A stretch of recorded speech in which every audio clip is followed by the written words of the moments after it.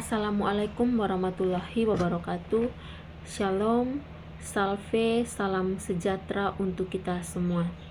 Perkenalkan, nama lengkap saya Maria Angelina Ola, NIM 23221111014, Program Studi Pendidikan Bahasa dan Sastra Indonesia, kelas A semester 4, Universitas Muhammadiyah Kupang.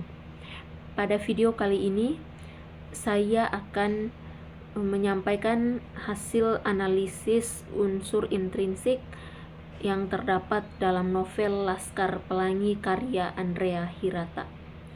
Sebelum masuk pada unsur intrinsik, saya akan menceritakan sedikit sinopsis singkat tentang novel Laskar Pelangi. Novel Laskar Pelangi ini bercerita tentang kisah nyata masa kecil Andrea Hirata bersama teman-temannya di sebuah desa miskin di Belitung. Cerita ini dimulai saat SD Muhammadiyah sekolah sederhana dengan fasilitas minim hampir ditutup karena kekurangan murid. Namun dengan tepat 10 murid yang mendaftar, sekolah itu tepat dibuka. Ke-10 murid ini kemudian dikenal sebagai Laskar Pelangi, sebutan yang diberikan oleh Bu Muslimah, guru mereka yang berdedikasi dan penuh kasih, bersama Pak Harfan, kepala sekolah yang bijaksana. Mereka datang dari berbagai latar belakang keluarga yang berbeda, namun memiliki semangat belajar yang luar biasa. Tokoh-tokoh utama dalam novel ini menggambarkan kekuatan mimpi, perjuangan, dan persahabatan. Mereka menjalani berbagai petualangan, tantangan, dan perlombaan, termasuk melawan stigma sosial dan keterbatasan ekonomi. Melalui kisah ini, Andrea Hirata menyampaikan pesan kuat tentang pentingnya pendidikan, ketekunan, dan harapan, meskipun penuh dengan kesederhanaan dan keterbatasan.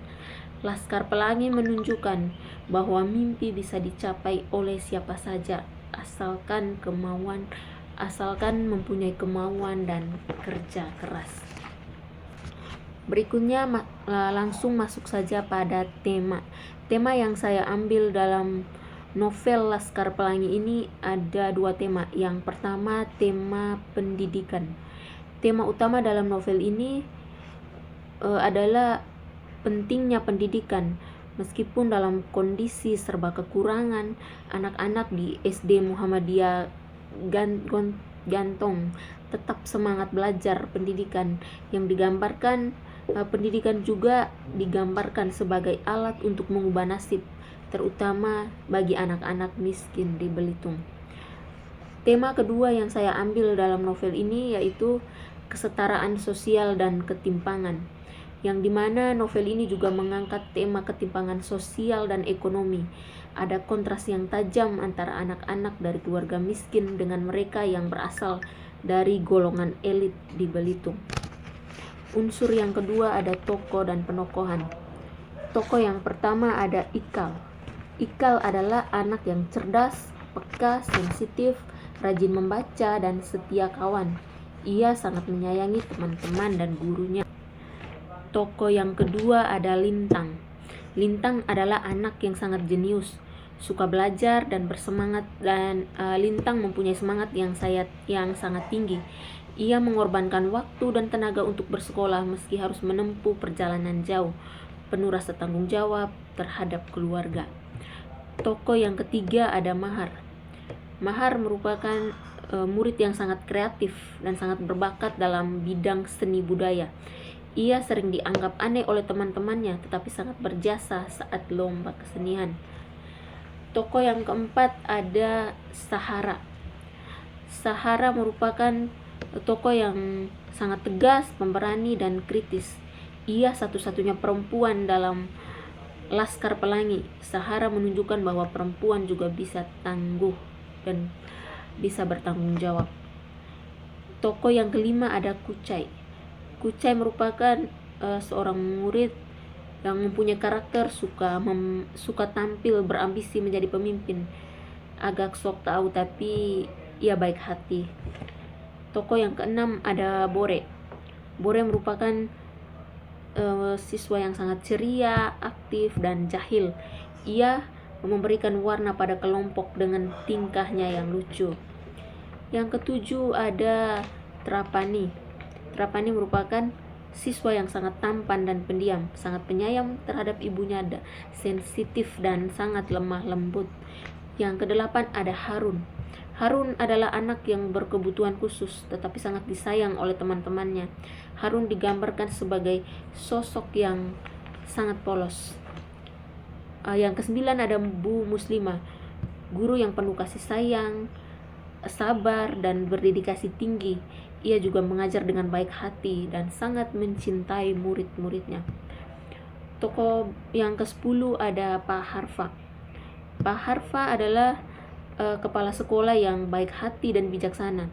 Ia juga berjuang kerja keras agar sekolah Muhammadiyah tetap berdiri demi masa depan anak-anak. Yang ke-11 ada Pak Mustar. Pak Mustar adalah seorang guru yang sangat disiplin, tegas, dan keras, namun sangat peduli pada anak-anaknya. Tokoh yang kedua ada Pak Mahmud. Pak Mahmud adalah seorang guru agama yang suka berbicara berputar-putar, lebih menghibur daripada mendidik. Unsur yang berikutnya ada latar atau setting. Yang pertama latar tempat. Latar tempat yang terdapat dalam novel ini, yang pertama di Desa Gantung, Belitung Timur, tempat tinggal tokoh-tokoh utama dan merupakan latar utama dari cerita novel Laskar Pelangi ini. Yang kedua di SD Muhammadiyah, sekolah sederhana tempat tinggal Ikal dan teman-temannya menuntut ilmu. Yang ketiga ada pantai, ladang, rumah warga miskin, dan beberapa tempat lain yang menunjukkan kontras antara kehidupan kaum miskin dan kaya. Yang kedua ada latar waktu. Latar waktu yang terdapat dalam novel ini sekitar tahun 1970 sampai 1980-an, ditandai dengan kehidupan pedesaan dan ketimpangan sosial dan ekonomi. Yang ketiga ada latar sosial. Latar sosial yang terdapat dalam novel ini yang menggambarkan bagaimana masyarakat kelas bawah yang hidup sederhana dan serba kekurangan. Unsur yang berikutnya ada alur atau plot. Alur yang digunakan dalam novel ini menggunakan alur campuran atau maju mundur, tapi lebih dominannya ke alur maju. Yang berikutnya ada sudut pandang. Sudut pandang yang digunakan dalam novel ini menggunakan sudut pandang orang pertama. Contohnya aku sebagai Ikal dan tokoh-tokoh utama lainnya. Ikal yang menceritakan tentang kisahnya dan teman-temannya dengan gaya yang reflektif dan penuh dengan emosional. Sudut pandang ini memberi kesan yang personal dan menyentuh karena pembaca diajak untuk melihat langsung dari sisi batin tokoh. Yang berikutnya ada gaya bahasa. Gaya bahasa yang digunakan dalam novel Laskar Pelangi ini menggunakan gaya bahasa yang puitis, deskriptif dan emosional, serta kaya akan metafora dan simbol. Contohnya puitis itu seperti banyak kalimat yang indah dan mengunggah tentang perasaan. Yang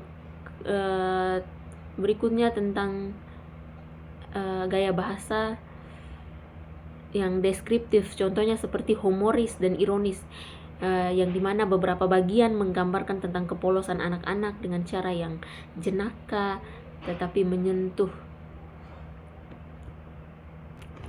Sekian hasil analisis novel Laskar Pelangi. Bye bye.